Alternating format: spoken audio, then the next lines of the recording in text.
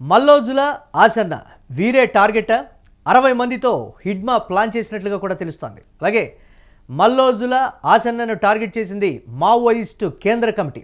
అలాగే ఆసన్న alias Thakkallapalli Vasudevarao, Mallojula Venugopal alias Sonu కోసం హిడ్మా రంగంలోకి దిగినట్లుగా తెలుస్తోంది. గత నెలలోనే లొంగిపోయినటువంటి పరిస్థితి ఉంది మల్లోజుల అలాగే ఆసన్న. అప్పుడే ఇద్దరిని కూడా ఉద్యమద్రోహులుగా మావోయిస్టు కేంద్ర కమిటీ ప్రకటించినటువంటి సంగతి తెలిసిందే మనకు. అలాగే ప్రజా కోర్టులో వీరికి శిక్ష తప్పదంటూ కూడా జగన్ పేరిట ఒక వార్నింగ్ లేఖ అయితే వచ్చింది. వీరిని మట్టుబెట్టేందుకు అడవి నుంచి హిడ్మా టీం జనజీవన స్రవంతిలోకి వచ్చినట్లుగా కూడా తెలుస్తోంది. హిడ్మా టీంలో కేంద్ర కార్యదర్శి దేవ్జీ సెక్యూరిటీ గార్డులు ఉన్నట్లుగా కూడా ఈ నేపథ్యంలో పోలీసుల నుంచి వస్తున్నటువంటి సమాచారం. అలాగే వైజాగ్, విజయవాడ, ఏలూరు, కాకినాడలో షెల్టర్ జోన్లు ఏర్పాటు చేసుకున్నట్లుగా అప్డేట్స్ ఉన్నాయి. కొద్ది రోజులు సైలెంట్గా ఉండి అటాక్ చేసేలా ప్లాన్ ఏమైనా చేశారా అనేటువంటి కోణంలో కూడా పోలీసులు ఇప్పటికే విచారణ చేస్తున్నట్లుగా కూడా తెలుస్తోంది. దీనికి సంబంధించి మరిన్ని అప్డేట్స్ మా కరెస్పాండెంట్ వెంకట్ అందిస్తారు. ఎస్ వెంకట్, మల్లోజుల అలాగే ఆసన్నే టార్గెట్. అప్పట్లోనే వీరిని ఉద్యమద్రోహులుగా మావోయిస్టు కేంద్ర కమిటీ ప్రకటించినటువంటి పరిస్థితి ఉంది. వారిని హతం చేయడానికే ఈ స్థాయిలో భారీ ఎత్తున ప్లాన్లో భాగంగానే ఇంతమంది మావోయిస్టులు అంటే మొట్టమొదటిసారి ఇంతమంది వెలుగు చూడటం కావచ్చు, లేకపోతే ఇంతమంది ఒక షెల్టర్ జోన్లు ఏర్పాటు చేసుకోవడం కావచ్చు అనేటువంటి మాట పోలీసుల నుంచి కూడా వినిపిస్తుంది. దీనికి సంబంధించి ఏం చెప్తున్నారు పోలీసులు, అలాగే అప్డేట్స్ ఏంటి ఓవరాల్గా? ఎస్ మురళి, ఈ మావోయిస్టుల కదలికలకు సంబంధించి ఛత్తీస్గఢ్ అలాగే తెలంగాణ, మహారాష్ట్ర ఆనుకున్నటువంటి దండకారణ్యం ఏదైతే ఉత్తర బస్తర్ గానీ, దక్షిణ బస్తర్ గానీ, అబూజ్మడ్ డివిజన్ లో గానీ మొత్తం కూడా పెద్ద ఎత్తున అక్కడ నిర్బంధం పెరిగిపోవడం, ఆపరేషన్ కగార్ పేరుతో కేంద్ర బలగాలు పెద్ద ఎత్తున క్యాంపులు ఏర్పాటు చేయడం, ఇవన్నీ కూడా మావోయిస్టులను కొంత ఇబ్బందులకు గురి చేశాయి. దీంతోనే వాళ్ళందరూ కూడా అడవులు వదిలి అంటే రక్షణ కోసం కొంతమంది మావోయిస్టులు లొంగిపోవడానికి ఇష్టం లేని మావోయిస్టులు కొంతకాలం విశ్రాంతి తీసుకుని ఆ తర్వాత మళ్ళీ తిరిగి తమ కార్యకలాపాలను మొదలుపెట్టే దిశగా కూడా ప్రణాళికలు సిద్ధం చేసుకున్నారు. ఈ నేపథ్యంలోనే ఇటు అంటే తమకు సేఫ్ జోన్లుగా ఉన్నటువంటి ప్రాంతాల్లో షెల్టర్లు ఏర్పాటు చేసుకునేందుకు కూడా ప్రయత్నాలు చేశారు. కాకినాడ కానీ, రాజమండ్రి కానీ, అలాగే విజయవాడ, ఏలూరు, అలాగే మచిలీపట్నం, గుంటూరు కొన్ని ప్రాంతాల్లో ఇలా షెల్టర్ జోన్లు ఏర్పాటు చేసుకుని ఇక్కడ వారి కార్యకలాపాలను మళ్ళీ ఆంధ్రప్రదేశ్ లేదా తెలంగాణలో పూర్తి స్థాయిలో విస్తరించే విధంగా ప్రణాళికలు రచించుకున్నారనే వార్తలు అయితే ఉదయం నుంచి మనం చూస్తున్నాను. ఈ నేపథ్యంలోనే ఈ రోజు ఉదయం 27 మంది ఉదయం నుంచి సాయంత్రం వరకు కూడా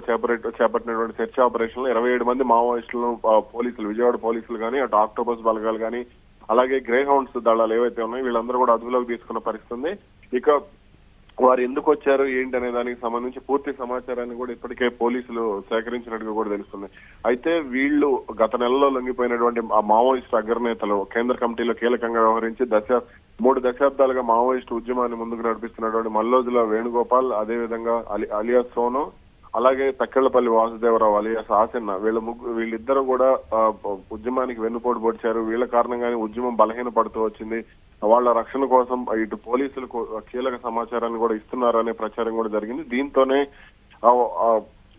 మావోయిస్టులు పెద్ద అంటే వాళ్ళను గురిపెట్టినట్టుగా కూడా తెలుస్తుంది. దానికి సంబంధించే కొంత ఇక్కడ సెర్చ్ ఆపరేషన్ కూడా అంటే వాళ్ళు ఎక్కడున్నారు ఏంటనే దానికి సంబంధించి పూర్తి సమాచారాన్ని సేకరించి సెర్చ్ ఆపరేషన్ కూడా అంటే ఒక పక్క సమాచారంతోనే వాళ్ళు దాదాపుగా 30 మంది ఇక్కడ 30 నుంచి 40 మందికి విజయవాడలో దిగినట్టుగా కూడా సమాచారం ఉంది. దీనికి సంబంధించి ఇప్పటికే వాళ్ళ వద్ద ఉన్నటువంటి ఆయుధాలు ఏంటి, అలాగే వాళ్ళు ఏవేవి అంటే బాంబు పేలులకు సంబంధించి కానీ, మందు పాత్రలకు సంబంధించి కానీ ఏవైతే పదార్థాలను సేకరించారో వీటన్నిటికి సంబంధించి కూడా మొత్తం పోలీసులు గాలింపు చేపట్టారు. విజయవాడలోని కొత్త ఆటో నగర్ పరిధిలో దానికి సంబంధించి ఇప్పటికే డంపును కూడా స్వాధీనం చేసుకోవడం జరిగింది.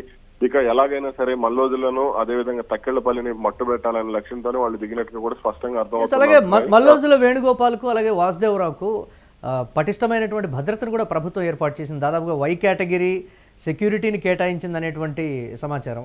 దీన్ని ఛేదించాలి అని అంటే ఈ స్థాయిలోనే మావోయిస్టులు దాడి చేయాలనేటువంటి ఒక ప్లాన్తోనే వచ్చారనేటువంటి ఒక మాట. ఈ కోణాన్ని ఎలా చూడాలి? ఎస్ మురళి, అంటే వాళ్ళిద్దరు కారణంగానే మావోయిస్ట్ పార్టీ క్రమంగా బలహీన పడుతూ వచ్చిందనే ప్రచారం అయితే ఉంది. దీంతోనే కొంత ఎక్కువగా వాళ్ళ మీద దృష్టి పెట్టారు. అందుకే వాళ్ళని ఎక్కువగా ఫోకస్ పెట్టారు. దీంతోనే కేంద్ర ప్రభుత్వం కూడా వాళ్ళకి వై కేటగిరీ భద్రతను కూడా అంటే బయటకు అడావుడు లేకుండా ఏర్పాటు చేసిందనే ప్రచారం కూడా ఉంది. అంటే వాళ్ళిద్దరిని హతమారిస్తే లొంగుబాట్లకు సంబంధించి వెనకడుగు పడే అవకాశం ఉందనే ఆందోళనలోని కొంత కేంద్ర ప్రభుత్వం కూడా ఉన్నట్టు తెలిసింది. దీంతోనే వాళ్ళిద్దరి భద్రత విషయంలో ఎక్కువగా ప్రాధాన్యత ఇచ్చారు అనే ప్రచారం కూడా జరుగుతోంది. ఈ నేపథ్యంలోనే ఇప్పుడు అయితే వీళ్ళు మాత్రం వాళ్ళ విషయంలో ఎలాగైనా సరే అంటే ఒక రివెంజ్ ప్లాన్ చేసినట్టుగానే అర్థమవుతుంది. ఎందుకంటే దేవ్జీకి సంబంధించి సెక్యూరిటీ వింగ్ నేరుగా విజయవాడలో దొరకడంతో ఈ అనుమానాలు అయితే బలపడుతున్నాయి. రైట్, పోలీసులు దీనికి సంబంధించి ఏమైనా పూర్తి స్థాయిలో దర్యాప్తుకు సంబంధించి కావచ్చు, లేకపోతే ఇతరత్ర అప్డేట్స్ ఏమైనా చెప్తూ ఉన్నారు అంటే అంతమంది మావోయిస్టులు రకరకాలైనటువంటి షెల్టర్ జోన్లు కూడా ఏర్పాటు చేసుకున్నారు, ఏలూరు, కాకినాడ, ఇతర ప్రాంతాలకు సంబంధించి కూడా అనేటువంటి ఒక మాట. ఇంకా ఎంత మొత్తంలో ఉండేటువంటి ఛాన్స్ ఉంది మావోయిస్టులు అనే సమాచారం? మొత్తం 60 నుంచి 70 మంది ఏపీలో ఉన్నట్లు కూడా తెలుస్తుంది. అంటే ఏపీలో కార్యకలాపాలను విస్తరించడమే కాకుండా ఈ అగ్రనేతలు ఎవరైతే వాళ్ళకి అన్యాయం చేశారో, వాళ్ళని ఇబ్బంది పెట్టారని భావిస్తున్నారో వాళ్ళ మీద ఎక్కువగా గురిపెట్టినట్టుగా కూడా తెలుస్తుంది. అందుకనే వీళ్ళందరూ కూడా 60 నుంచి 70 మంది మావోయిస్టులు ఇక్కడ ఏపీలో దిగారు. దేవ్జీ భద్రత అలాగే హెడ్మా టీమ్ తో పాటుగా దేవ్జీకి సెక్యూరిటీగా ఉన్నటువంటి అంటే మెరికల్ లాంటి మావోయిస్టులనే ఇక్కడ రంగంలోకి దించారు. వాళ్లే ఈ ఆపరేషన్ కూడా చేపట్టే అవకాశం ఉంది అనే అంటే వాళ్ళని కనుక హతమారిస్తే లొంగిపోయే మావోయిస్టులు కూడా అంటే ఉద్యమానికి వెన్నుపోటు పొడిచే మావోయిస్టులు కూడా వెనకడుగు వేసే అవకాశం ఉంటుందనే ఆలోచనతోనే వాళ్ళు రంగంలోకి దిగినట్టుగా కూడా తెలుస్తుంది. Right, thanks for updates Venkat. Sorry, Mallojula Venugopal, Asanna alias వాసుదేవరావునే ప్రధానమైనటువంటి టార్గెట్ మావోయిస్టు కేంద్ర కమిటీ చేసినట్లుగా కూడా తెలుస్తోంది. అలాగే వీరిరువురి కోసం హిడ్మా టీం రంగంలోకి దిగినట్లుగా కూడా పోలీసులు చెప్తూ ఉన్నారు. గత నెలలోనే మల్లోజుల అలాగే ఆసన్న లొంగిపోయినటువంటి పరిస్థితి ఉంది. వీరి లొంగుబాటు తర్వాత చాలామంది వరకు కూడా మావోయిస్టులు వరుసగా లొంగిపోతూ ఉండటం, వీరి వల్లే పార్టీ బలహీనమైపోయింది అనేటువంటి ఒక అభిప్రాయానికి కేంద్ర కమిటీ వచ్చి హిడ్మా టీంని రంగంలోకి దింపి మల్లోజులను అలాగే ఆసన్నను హతమార్చేటువంటి క్రమంలోనే ఇంతమంది మావోయిస్టుల్ని జనజీవన స్రవంతిలోకి పంపిందనేటువంటి ఒక మాట. అలాగే ఇద్దరిని ఉద్యమద్రోహులుగా కేంద్ర కమిటీ అప్పట్లోనే ప్రకటించి కాస్త సంచలనమైనటువంటి అంశం అది. అలాగే ప్రజా కోర్టులో వీరికి శిక్ష తప్పదంటూ జగన్ పేరిట ఒక వార్నింగ్ లేఖ, అంటే ప్రజల మధ్యలోనే వీరిని హతమారుస్తామని అప్పట్లో చెప్పకనే చెప్పినటువంటి పరిస్థితి ఉంది. వీరిని మట్టుబట్టేందుకే అడవి నుంచి హిడ్మా టీం వచ్చిందనేటువంటి సమాచారం అయితే అందుతోంది.